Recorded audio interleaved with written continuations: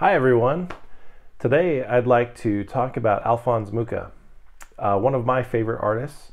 And I guess you'll find with these videos I have a lot of favorite artists. But Alphonse Mucha is one of those artists that has influenced a lot of people, a lot of illustrators, yet most people don't know his name. He isn't quite as famous as you might expect.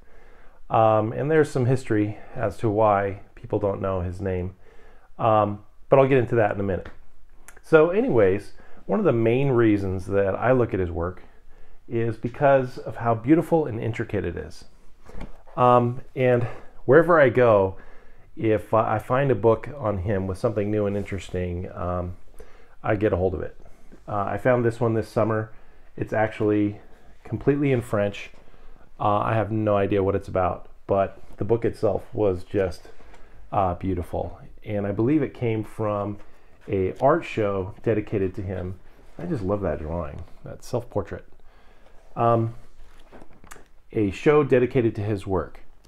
Now, he was working in the late 1800s through the early 1900s, up until the 30s, I believe.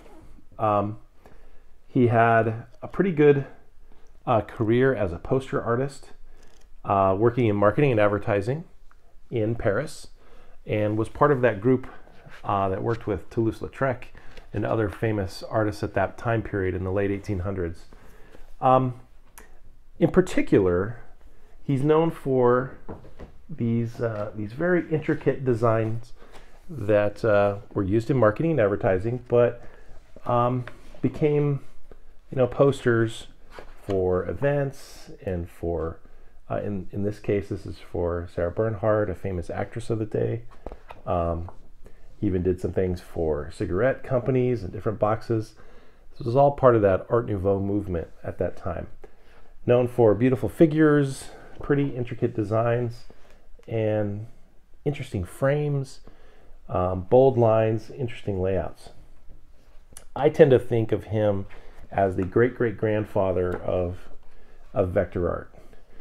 And also comics and cartooning, because he really perfected using line art in his work. And a lot of people don't realize that the reason for that is because of the printing process.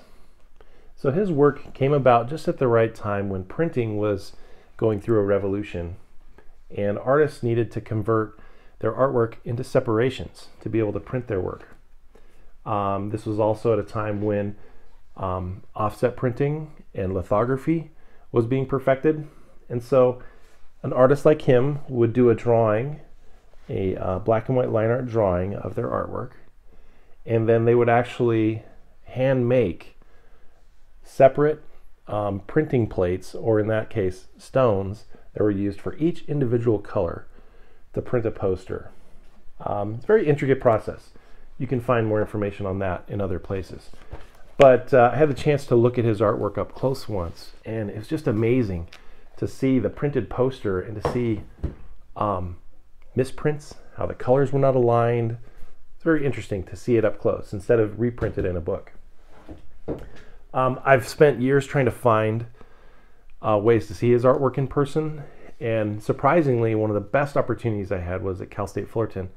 The Fullerton Museum had a traveling show dedicated to his work. So back to, why is someone so influential kind of overlooked in art history? I think, unfortunately, it has to do with politics a little bit. He was from Czechoslovakia, I believe, Prague. And when he returned home between the world wars, his work was suppressed by the Soviets and the Iron Bloc. So people were not allowed to see his work, and he did this. It's been said that he did these amazing murals in Prague, and someday I'd love to travel there and see them. But they're 10 feet tall and 20 feet wide, and just multiple versions of the history of the Slavic people, and they're just beautiful murals. I've seen pictures online, they look awesome. But they were laid away, hidden, undiscovered for years because of the Soviets. So anyways, that's just a little brief history of Mucha And if you'd like some inspiration from someone who is just an incredible draftsman and artist, look up Muka's work. You've probably seen it. Most people have, especially in calendars and other things like that, because a lot of his art, I think, is in the public domain. But you can find it. So take a look. You might be surprised what you find. All right. See you guys next time.